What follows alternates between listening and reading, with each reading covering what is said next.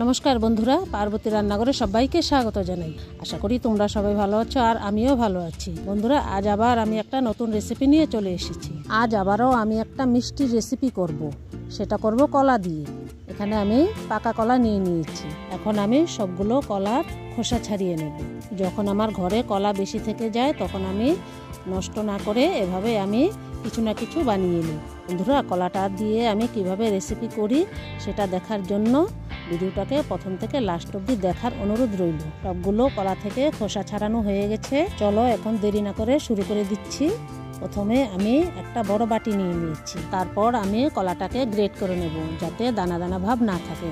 হাত দিয়ে মাখলে একটু দানা দানা ভাব থাকে, তাই আমি গ্রেট করে নিয়েছি। তারপর দিয়ে দিচ্ছি এক বাটি আটা, সাদা আটা। তারপর একটু নুন দিয়ে দিয়েছি।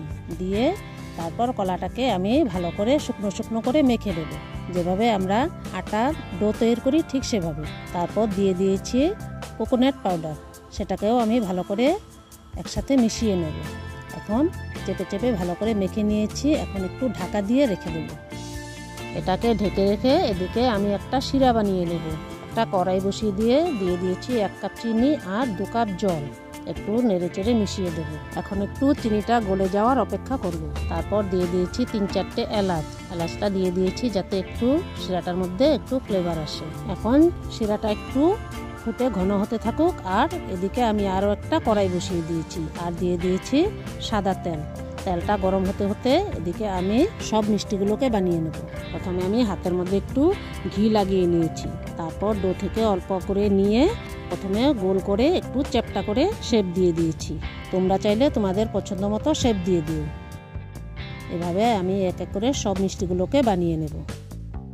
হয়ে গেছে আমার সব মিষ্টি বানানো। এদিকে তেলটাও হালকা গরম হয়ে গেছে। এক এক করে আমি সব মিষ্টিগুলোকে তেলের মধ্যে ছেড়ে দিচ্ছি। হালকা আছে প্রথমে এক সাইড লাল লাল করে ভেজে নেব। এক সাইড লাল লাল করে ভাজা হয়ে গেছে, উল্টে দিচ্ছি। এভাবে আমি লাল লাল করে দুনো সাইড লাল করে ভেজে নেব। মিষ্টিগুলো ভাজার পর কিন্তু একটু ফুলে গেছে, দেখতে কিন্তু একবারে মালপোয়ার মতো হয়ে গেছে। বন্ধুরা, এটা কিন্তু শুধু শুধুও খাওয়া যাবে যদি প্রথমে একটু চিনি দেওয়া হতো। এখন দুনো সাইড লাল লাল করে ভাজা হয়ে গেছে, নামিয়ে নিচ্ছি আর তেলটাকে পুরোপুরি ঝরিয়ে নিচ্ছি। এদিকে আমার শিরাটাও হালকা ঘন হয়ে গেছে। শিরার মধ্যে এখন মিষ্টিটাকে দিয়ে দিচ্ছি, দিয়ে আরও একটু ফুটিয়ে নেব।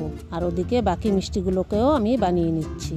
বাকি সব মিষ্টিগুলোকেও আমি ভেজে শিরার মধ্যে দিয়ে দিলাম। এখন গ্যাসটাকে অফ করে 3-4 ঘন্টার জন্য রেখে দেব।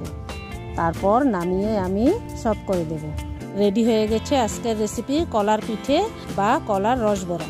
বন্ধুরা, এটা কিন্তু খেতে দুর্দান্ত লাগে। ভেতরটা একবারে সফট আর বাইরের দিকটা একটু শক্ত শক্ত। এখন আমি উপর থেকে একটু পেস্তা কুচি ছড়িয়ে দেব, যাতে একটু দেখতে সুন্দর লাগে। তাহলে বন্ধুরা, তোমরাও বাড়িতে ঝটপট বানিয়ে ফেলো এই কলার রসবড়া। আর খেয়ে ভালো লাগলে আমাকে কমেন্টে জানাতে ভুলো না কিন্তু। তাহলে আজ এখানেই বিদায় নিচ্ছি। দেখা হচ্ছে অন্য কোনো রেসিপি নিয়ে। ততক্ষণ ভালো থেকো।